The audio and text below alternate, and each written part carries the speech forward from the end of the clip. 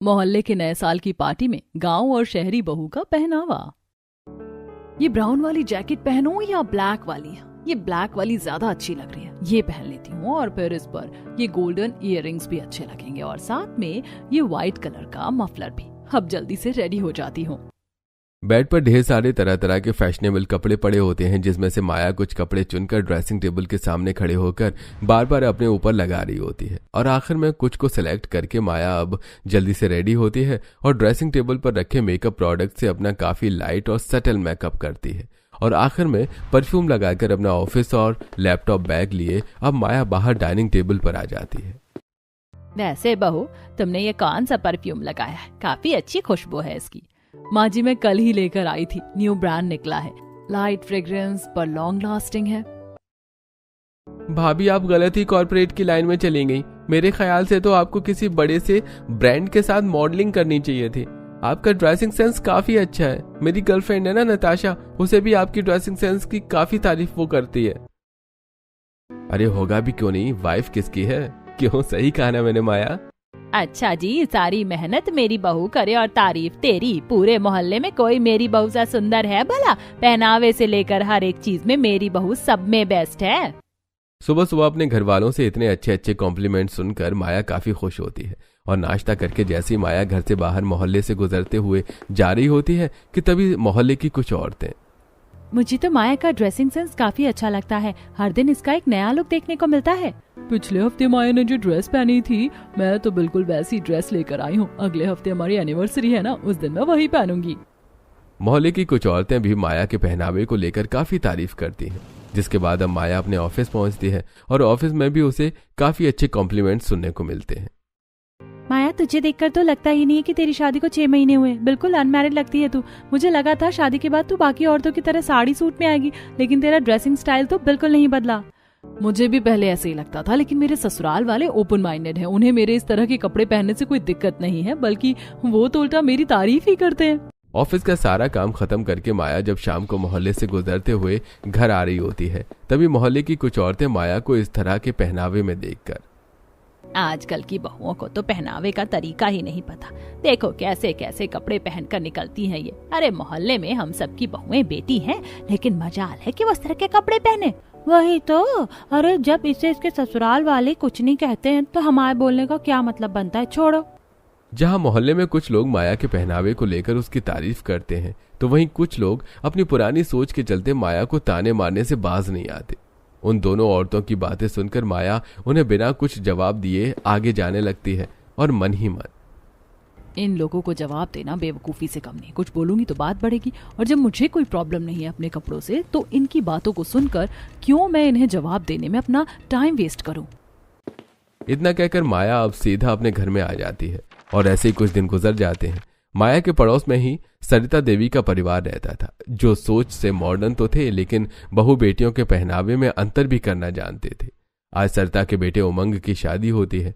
इतने सालों से शहर में रहने के बावजूद भी सरिता अपने बेटे के लिए गांव से काजल नाम की लड़की पसंद करके लाती है। और गृह प्रवेश के दौरान, भाभी पूरे रास्ते आपने गाड़ी में एक बार भी घूंघट ऊपर नहीं किया। अब तो आप घर आ गई हैं, अब तो घूंघट ऊपर कर लीजिए। ये शहर है, गांव नहीं। यहाँ पर घूंघट करना कंपलसरी नहीं है। अरे जब बहू को घूंघट करने में कोई दिक्कत नहीं हो रही है तो तू उसे क्यों बोल रही है? अच्छी बात है, आज के समय में भी लड़कियां अपनी पुरानी संस्कृतियों को भूली नहीं है। इसीलिए तो मैं अपने बेटे के लिए शहर की ना लाकर गाँव की लड़की लेकर आई हूँ। यह तुमने बिल्कुल सही किया सरिता बहन, वरना शहर की लड़कियों को तो कपड़े पहनने का ही तरीका नहीं है। अब जरा सरला की बहू माया को ही देख लो, कैसे छोटे छोटे कपड़े पहनकर मटक मटक के निकलती है मोहल्ले में। अरे हम किसी की बहू बेटियों को क्या कहें, उनके घर का मामला है, वो खुद जाने। किसी की बहू बेटियों को क्या कहें, उनके घर का मामला है, वो खुद जाने। गांव से शहर आकर भी सरिता की बहू काजल शादी के बाद ज्यादातर साड़ी में ही रहती और अपने ससुर के सामने घूंघट, और अगर ससुर न हो तो सिर पर पल्लू ले लेती। ऐसे कुछ दिन गुजर जाते हैं जहां काजल सिर पर पल्लू रखकर छत पर खड़े होकर कपड़े सुखा रही होती है, तो वहीं माया अपने शहरी पहनावे में छत पर खड़े होकर धूप सेक रही होती है। तभी दोनों ही बहुओं की नजर जैसे ही एक दूसरे पर पड़ती है। ओ हाय, मेरा नाम माया है और तुम्हारा? जी मेरा नाम काजल है। आपसे मिलकर अच्छा लगा। तुम्हारी शादी को तो अभी ठीक से महीना भर भी नहीं हुआ और तुम घर के काम भी करने लग गई। और तुम्हारी जॉब, शादी करने के बाद जॉब छोड़ दी क्या तुमने? मैंने तो शादी से पहले कभी नौकरी नहीं करी। वो क्या है ना, मैं गांव से हूँ और गांव में लड़कियों को 12वीं तक ही पढ़ा दिया जाए तो बड़ी बात है। तो तुम ही हो जो शादी करके गांव से शहर आई हो। मैं कुछ दिनों के लिए अपने मायके गई थी ना, तो मुझे पता नहीं चला, वो तो माँ जी ने बताया मुझे। वैसे तुम इसी तरह के कपड़े पहनती हो क्या? मेरा मतलब जीन्स टॉप वगैरह। तुम समझ रही हो ना मैं किन कपड़ों की बात कर रही हूँ? हाँ, लेकिन मैं इस तरह के कपड़े नहीं पहनती हूँ, मुझे बहुत अजीब लगता है। मैं तो अपनी साड़ी सूट में ही खुश हूँ। वो तो देखने से ही पता चल रहा है, इसे तो ड्रेसिंग सेंस का डी भी नहीं पता। इतनी हैवी साड़ी, ऊपर से शॉल और सर पर पल्लू। ओ माय गॉड, मैं तो कभी ऐसे कपड़े नहीं पहन सकती। अच्छा, तो उस दिन वो आंटी इसी के बारे में बात कर रही थी, कितने छोटे छोटे कपड़े पहने इसने। शहरी और गांव वाली बहू को एक दूसरे का पहनावा कुछ खास पसंद नहीं आता और अब एक दूसरे से काफी देर तक बात करने के बाद दोनों नीचे आ जाते हैं और ऐसे ही कुछ समय गुजरता है। काजल को अभी मोहल्ले में आए हुए टाइम ज्यादा नहीं हुआ था, जिसे देखते हुए मोहल्ले के कुछ लोग काजल को किटी पार्टी में इनवाइट करते हैं। हॉल में बैठे हुए उन लोगों ने माँ को कभी भी किटी पार्टी में नहीं बुलाया, पर वो आपको बुला रहे हैं। मेरे ख्याल से आपको जाना चाहिए। कब तक सिर्फ मोहल्ले की आंटी से पहचान बनाओगी? अरे, अपने उम्र के लोगों से भी मिलो। मुझे नहीं पता इसमें क्या होता है, क्या करना होता है, वहाँ कैसे कैसे लोग होंगे। भाभी, आप तो ऐसे डर रही हो जैसे यूपीएससी का एग्जाम देने के लिए जा रही हो। अरे कुछ नहीं होगा, आपकी उम्र की औरतें होंगी वहाँ पर। बस आपको बातें करनी है और कुछ गेम्स खेलने हैं। जिंदगी के शुरुआती साल गांव में ही गुजारे हैं मैंने भी, लेकिन जब मैं शहर आई तो मैं भी यहाँ के लोगों में ढलने लगी। अब माँ पापा तो ज्यादा नहीं बदले, पर हम तो बदल ही सकते हैं ना। आपको जाना चाहिए। ज्योति के कहने पर काजल किटी पार्टी में जाने के लिए तैयार हो जाती है और अब अगले दिन पार्टी में जाने के लिए साड़ी की बजाय काजल इस बार सूट पहनती है और हाथों में भरकर चूड़ी, गले में नेकलेस डालकर अच्छे से तैयार हो जाती है। जिसके बाद जैसे ही वो काजल किटी पार्टी में पहुंचती है तो देखती है कि वहां मौजूद हर एक औरत ने अलग अलग तरह की वेस्टर्न ड्रेस पहन रखी है। मुझे तो लगता था कि उस माया का पहनावा ही इस मोहल्ले में सबसे अजीब है, लेकिन जरा इन लोगों को तो देखो, कैसे कैसे कपड़े पहने इन्होंने। लगता है तुम्हें ठीक से इन्फॉर्मेशन नहीं मिली। यहाँ किटी पार्टी हो रही है, कोई माता रानी का जगराता नहीं जो तुम यहाँ सूट पहनकर आ गई हो।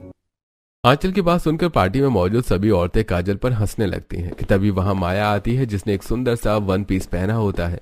माया का ये लुक सभी को काफी पसंद आता है।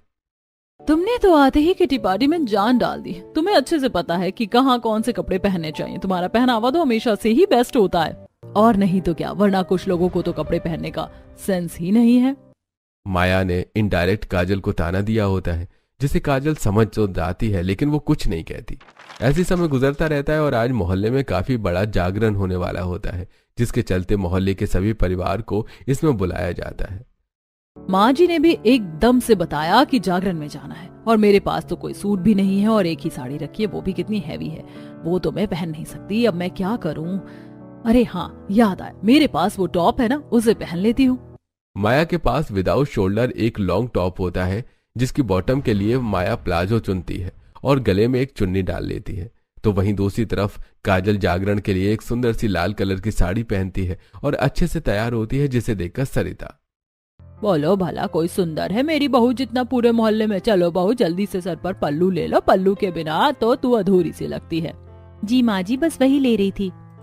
साड़ी पहने पल्लू ओढ़े काजल जैसे ही मोहल्ले में जागरण पंडाल में आती है तो वहां बैठी औरतें उसे देखती हैं। काजल, तुम तो बहुत सुंदर लग रही हो। ऐसा लग रहा है कि अभी अभी तुम्हारी नई नई शादी हुई है। कितनी प्यारी लग रही हो तुम। कलावती, ममता, कई सारी बूढ़ी औरतें काजल की तारीफ कर रही होती हैं कि तभी जागरण में जब माया अपने उस फैशनेबल कपड़ों के साथ आती है तो सभी बूढ़ी औरतों का मुंह बन जाता है। हाँ हाँ, देखो इस सरला की बहू को तो कपड़े पहनने का ढंग ही नहीं। फैशन शो में आई है या माता रानी के दरबार में? माया बहू, ये तुमने कैसे कपड़े पहने हैं? अगर कुछ ट्रेडिशनल नहीं था तो मुझसे कह देती। क्या फायदा बहू के कान में खुसर पुसर करने का? तुमने ही अपनी बहू को काफी छूट दे रखी है। छोड़िए ना माँ जी, किसी का होता है कि उन्हें पता ही नहीं होता कि किस जगह उन्हें कैसे कपड़े पहनने चाहिए। चलिए अब हम सब जागरण शुरू करते हैं। इस बार काजल माया को ताना मारने से पीछे नहीं हटती। तो वहीं आज अपनी सास से भी अपने कपड़ों को लेकर बातें सुन माया को बिल्कुल अच्छा नहीं लगता और ऐसे कुछ दिन गुजर जाते हैं। रोज के अपने मॉडर्न पहनावे में ही माया जब ऑफिस के लिए जा रही होती है कि तभी मोहल्ले के कुछ लड़कियां, भाभी, हम आपको काफी टाइम से देख रहे हैं। आप वो बड़ी वाली कंपनी में काम करती हैं ना। हमारी अभी अभी स्टडी कंप्लीट हुई है, हमें भी जॉब करनी है, लेकिन हर जगह एक्सपीरियंस की डिमांड हो रही है। आज के टाइम में हर कंपनी को एक्सपीरियंस वाला पर्सन ही चाहिए, पर मेरी कंपनी में अभी कुछ नए फ्रेशर्स को हायर किया जा रहा है। मैं एक बार जाकर एचआर से बात करती हूँ, अगर वैकेंसी होगी तो मैं तुम्हें बता दूंगी, तुम जाकर इंटरव्यू दे देना और बाकी सब तुम्हारे इंटरव्यू पर ही डिपेंड करता है। पूनम, मैंने कहा था ना कि भाभी हमारी हेल्प जरूर करेंगी। थैंक यू दीदी, आप हमें शाम में बता दीजिएगा।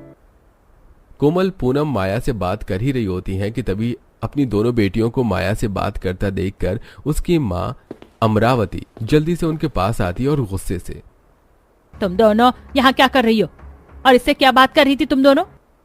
माँ, भाभी से हम जॉब से रिलेटेड बात कर रहे थे। उनकी कंपनी में अभी हायरिंग चालू है ना, तो हम सोच रहे हैं कि हम जाकर इंटरव्यू दे दें। कोई जरूरत नहीं है ऐसी कंपनी में जाने की। पता चला महीनों में ये तुम्हें बिल्कुल भी अपने जैसा बना दे। तुम्हारे बाप से लड़ लड़कर मैंने इतनी मुश्किल से तुम दोनों को पढ़ाया, अब मेरे में और हिम्मत नहीं है उनसे लड़ने की। जाकर कहीं और नौकरी करो और इससे तो दूर ही रहो। माया के पहनावे की वजह से अमरावती उसे काफी कुछ सुना देती है। तो वहीं आंगन में झाड़ू लगा रही काजल जब अमरावती की सारी बातें सुनती है तो उसे भी अच्छा नहीं लगता। किसी के पहनावे को लेकर उसके बारे में इतना सब कुछ बोलना ये ठीक बात थोड़ी ना है। यहाँ के लोग भी ना। माया के पहनावे की वजह से काजल उसे थोड़ा नापसंद करती थी, लेकिन आज अमरावती के मुंह से इस हद तक कही हुई बातें सुनकर काजल को भी माया के लिए बिल्कुल अच्छा नहीं लगता। तो वहीं माया जब इस बारे में अपने पति राजीव से कमरे में बैठकर बात करती है तो, तुम तो मोहल्ले के लोगों की सोच जानती हो ना कैसी है। मैं तो इनकी बातों को सुनता ही नहीं हूँ। अब मोहल्ला है, 4 लोग हैं, 4 लोग तो होंगे ही और 4 लोगों की बातें भी अलग होंगी। तुम ध्यान मत दो। राजीव की बात सुनकर माया को थोड़ी सही लगता है, लेकिन कहीं ना कहीं उसके दिमाग में भी अब मोहल्ले वालों की बातें चलने लगी थी और अब ऐसे ही कुछ दिन गुजर जाते हैं। यार, एनुअल फंक्शन में क्या पहनूं कुछ समझ नहीं आ रहा है। ज्योति, सुबह से फोन में ही लगी हुई हो, कुछ काम कर रही हो क्या? वो कॉलेज में मेरा एनुअल फंक्शन है ना, उसी के लिए एक अच्छी सी ड्रेस देख रही थी। ये देखो, आपको कौन सी ड्रेस अच्छी लग रही है इनमें से? कोई भी अच्छी नहीं लग रही। एक काम क्यों नहीं करती, तुम पटियाला सूट सलवार पहनो, तुम पर बहुत अच्छा भी लगेगा। भाभी, मैं किसी पूजा में नहीं जा रही हूँ, कॉलेज का एनुअल फंक्शन है। आपसे तो मैंने गलत ही पूछ लिया। शादी को इतना टाइम हो गया है, लेकिन अभी तक आपकी सोच वही गाँव वाली है। इतना कहकर ज्योति चली जाती है। तो वहीं ज्योति की ऐसी बातें सुनकर काजल को बिल्कुल भी अच्छा नहीं लगता। ऐसे अब कुछ दिन और गुजरते हैं। काफी देर से उमंग बालकनी में खड़ा होता है, जिसे देखकर जब काजल बालकनी पर आती है तो काजल देखती है कि उमंग अपनी बालकनी पर खड़ी माया को ही देख रहा है। ये देखकर काजल, माया को क्यों देख रहे हैं? कहीं आप उसे पसंद तो नहीं करते ना? मैं उसे पसंद नहीं करता, मैं तो बस उसके कपड़ों को देख रहा था। वो कितने स्टाइलिश कपड़े पहनती है ना। पता है, मैं तो स्टार्टिंग से ही ऐसी वाइफ चाहता था, लेकिन माँ ने तुम्हें मेरे लिए चुना। पर मैं बहुत लकी हूँ जो तुम मेरी जिंदगी में आई। उमंग की ऐसी बातें सुनकर काजल को काफी ज्यादा अजीब लगता है।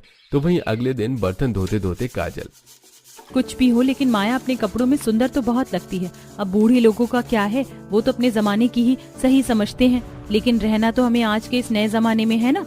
अब कपड़े तो मैं माया जैसे पहन नहीं सकती, लेकिन कुछ और तो कर ही सकती हूँ। माया हमेशा हाई हील ही पहना करती थी, जिसे देखकर अब काजल भी मार्केट से अपने लिए हाई हील्स लेकर आती है। उन हील्स को पहनकर लड़खड़ाते हुए काजल जैसे ही मोहल्ले में आती है तो एकदम से लड़खड़ाकर नीचे गिर जाती है, जिसे देखकर मोहल्ले की कुछ औरतें काजल पर हंसने लगती हैं। देखो देखो, हमारे मोहल्ले में कौन आया है, मॉडल काइली जेनर। लेकिन ये कैसी मॉडल है जो आते ही गिर गई। सभी काजल पर हंसी रहे होते हैं कि तभी वहां माया आती है और काजल को उठाने में मदद करती है। तुम्हें ज्यादा लगी तो नहीं ना? तुम तो इस तरह के सैंडल पहनती नहीं हो, फिर आज क्यों? वो बस तुम्हें देखकर मन हुआ कि एक बार मैं भी इन्हें पहनूं। कपड़े तो मैं ऐसे पहन नहीं सकती, लेकिन जूते चप्पल में क्या ही रखा था, मैं तो इसे भी नहीं पहन सकती। मैं इसमें कंफर्टेबल हूँ, इसीलिए मैं पहनती हूँ, ना कि किसी को दिखाने के लिए। अरे वो बात तो ठीक है, लेकिन अब हम क्या करें? मोहल्ले में जहाँ कुछ लोग मुझे पसंद करते हैं तो वहाँ कई लोग मेरा मजाक उड़ाते हैं। तुम्हारे साथ भी कुछ ऐसा ही है। हमारे पहनावे को लेकर हमें काफी बातें सुनने को मिलती ही हैं। काजल की बात काफी हद तक सही थी। तो वहीं उस दिन के बाद से काजल और माया एक दूसरे को ताने देने के बजाय धीरे धीरे माया काजल एक दूसरे की काफी अच्छी दोस्त बन जाती है। ऐसी समय गुजरता है। नए साल को आने में सिर्फ कुछ दिन बाकी रह गए थे, जिसके चलते आज मोहल्ले के कई सारे परिवार पार्क में इकट्ठा होते हैं। हम लोगों ने सोचा कि इस बार नए साल की पार्टी हम सब एक साथ मोहल्ले में मनाएंगे। हम पूरे मोहल्ले को शुरुआत से लेकर आखिर तक सजाएंगे, खाने पीने का इंतजाम भी हम सब मिलकर करेंगे और कुछ गेम्स वगैरह भी रखेंगे, तो पार्टी का असली मजा आएगा। गेम्स तो बच्चे खेलते हैं, मैं सोच रही हूँ क्यों ना हम रैंप वॉक रखें जिसमें मोहल्ले की सभी बहुएं पार्टिसिपेट करेंगी और जिसकी भी सबसे अच्छी ड्रेस और वॉक होगी वही इस कंपटीशन को भी जीतेगा और न्यू ईयर का केक भी वही कट करेगा। ये हुआ ना कुछ अमेजिंग। चलो हम सब मिलकर तैयारी करते हैं, मुझे तो रैंप वॉक के लिए एक अच्छी सी ड्रेस भी लेनी है। नया साल आने में अब सिर्फ कुछ दिन रह गए थे, जिसके चलते अब मोहल्ले में चारों तरफ नए साल के सजावट की तैयारी शुरू हो जाती है। तो वहीं पार्क में बैठी ज्योति, काजल और माया कपड़ों को लेकर बात कर रही होती हैं।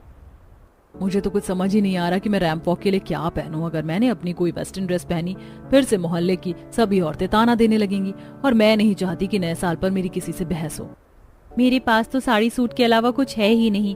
मैं ज्यादा पढ़ी लिखी तो नहीं हूँ, लेकिन इतना तो मुझे भी पता है कि इन चीजों में साड़ी सूट अच्छी नहीं लगती। मुझे कमाल का आइडिया है, क्यों ना इस बार अपने कपड़ों को एक दूसरे से स्विच कर लें आप दोनों। माया भाभी काजल भाभी की तरह कपड़े पहनेंगे और काजल भाभी माया भाभी की तरह।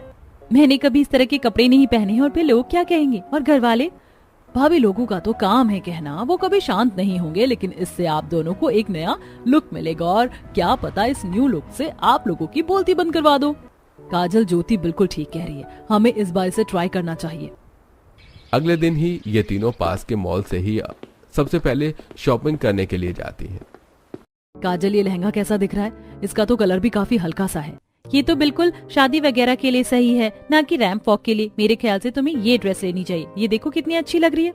ये तो बिल्कुल इंडो वेस्टर्न हो गया है। मैं तो ऐसी ही ड्रेस ढूंढ रही थी। थैंक यू सो मच, ये तो मुझ पर काफी अच्छी लगेगी। माया के बाद अब माया और ज्योति दोनों काजल के लिए अलग अलग तरह की ड्रेस पसंद करती हैं। नहीं नहीं, ये तो कुछ ज्यादा ही वैसी ड्रेस हो जाएगी। माँ जी और पापा जी भी रहेंगे, वो लोग क्या कहेंगे। काजल, इतनी भी बोल्ड ड्रेस नहीं है, ये सही लगेगी, तुम एक बार ट्राई तो करो। हाँ भाभी, मुझे तो ये ड्रेस काफी अच्छी लग रही है, प्लीज एक बार ट्राई करो ना। ज्योति और माया के कहने पर काजल उस ड्रेस को ट्राई करती है जिसे पहनकर वो काफी अच्छी लग रही होती है।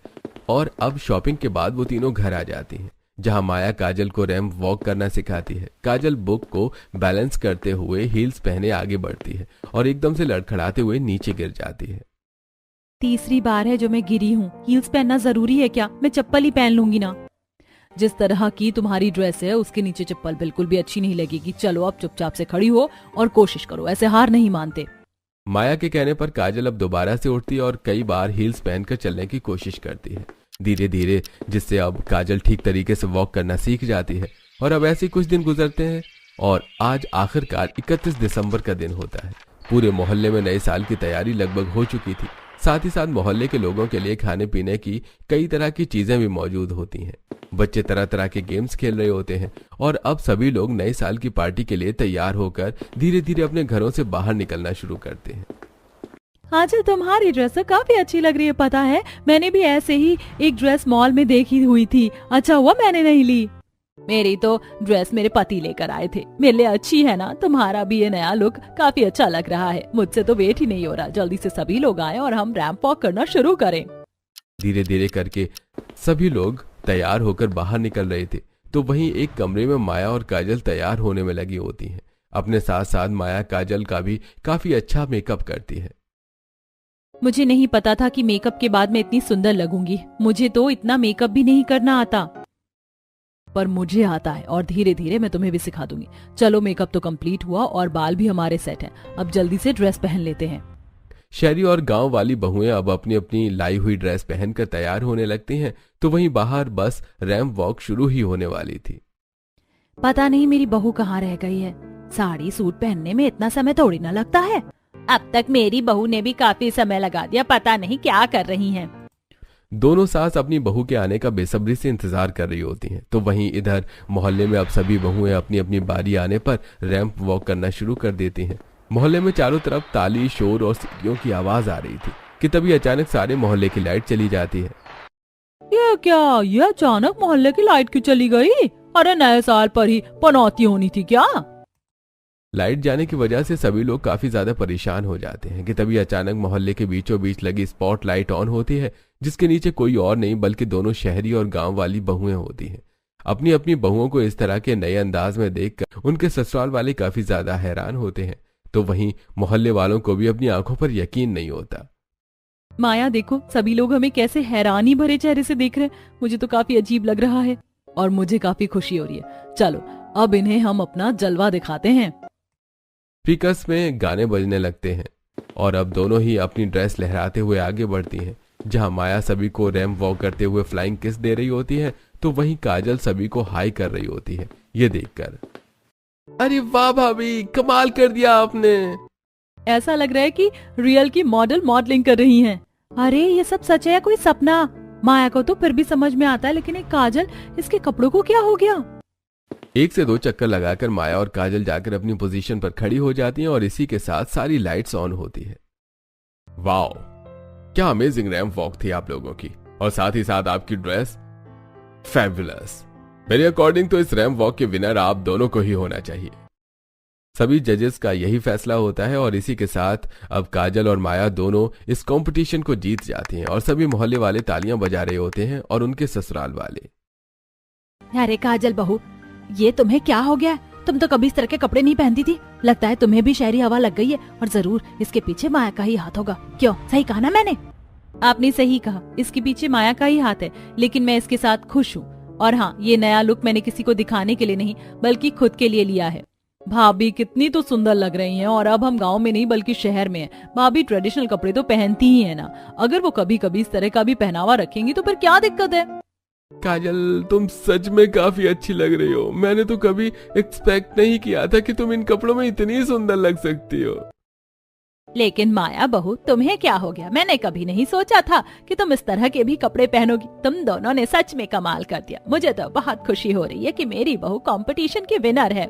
भाभी, मैंने तो बस मजाक में बोला था कि आपको मॉडलिंग करनी चाहिए, लेकिन आज आपने मेरी बात सच कर दी। आपको तो सच में मॉडलिंग करनी चाहिए। यही तो माया का कमाल है। माया और काजल काफी ज्यादा खुश होती हैं कि तभी मोहल्ले की कुछ और औरतें उनके पास आती हैं। इससे पहले वो उन दोनों से कुछ कहती कि तभी माया, अरे अरे आंटी जी, बस आपकी ही कमी थी। मैं देख ही रही थी रैंप वॉक करते हुए कि कैसे आप लोगों का मुंह खुला हुआ था। वैसे कहीं इतनी देर मुंह खुला रख के आपके जबड़े में दर्द तो नहीं शुरू हो गया? इससे पहले आप फिर से अपना कोई वो पुराना लेक्चर दो और मेरा नया साल खराब हो, मैं पहले आपको बता देती हूँ। आप लोगों ने मुझे आज तक कितने ताने दिए, लेकिन मैंने हमेशा आपको इग्नोर किया। बट अब नहीं। आपने वो कहावत तो सुनी होगी ना कि हाथी चलता है और कुत्ता भौंकता रहता है। कहीं ना कहीं वो कहावत आप लोगों पर ही सूट होती है। लोगों के कपड़ों को लेकर उन्हें जज करना, ताने देना, ये सब आप पर सूट नहीं करता है। मुश्किल से आपकी जिंदगी के 4 दिन बचे हैं, तो क्यों उन्हें इन चीजों में बर्बाद कर रही हैं? और तुम लोग तो बस मेरा मजाक उड़ाने में ही लगी रहती हो। मैंने क्यों साड़ी पहनी है, क्यों सूट पहना है, क्यों पल्लू किया? अरे मेरा शरीर, मेरी मर्जी, मैं जिस भी तरह के कपड़े पहनूं। लेकिन तुम लोग कौन होती हो मुझे बोलने वाली? जब तुम वो बच्चों जैसी निक्कर पहन के घूमती हो तो मैंने तुम्हें कुछ बोला? फालतू में क्यूट बनने की कोशिश करती हो, जो तुम दोनों बिल्कुल नहीं हो। काजल और माया का ऐसा करारा जवाब सुनकर लोगों की तो बोलती बंद हो जाती है और अब कोई भी उन्हें जवाब नहीं दे पाता, जिसके बाद अब बस थोड़ी देर में नया साल शुरू होने वाला था। अरे वो सब छोड़ो, देखो नया साल शुरू होने वाला है। चलो हम सब मिलकर एक साथ काउंटडाउन करते हैं और 2026 का वेलकम करते हैं। पूरे मोहल्ले वाले अब 10 से लेकर 1 तक काउंटडाउन करना शुरू कर देते हैं और 1 बोलते ही आसमान में पटाखे फूटने लगते हैं। थोड़ी देर पहले काला आसमान अब पटाखे की वजह से काफी ज्यादा रोशन हो चुका था। चारों तरफ बस पटाखे फूट रहे थे और सभी लोग एक दूसरे के गले मिलकर उन्हें नए साल की शुभकामनाएं देते हैं।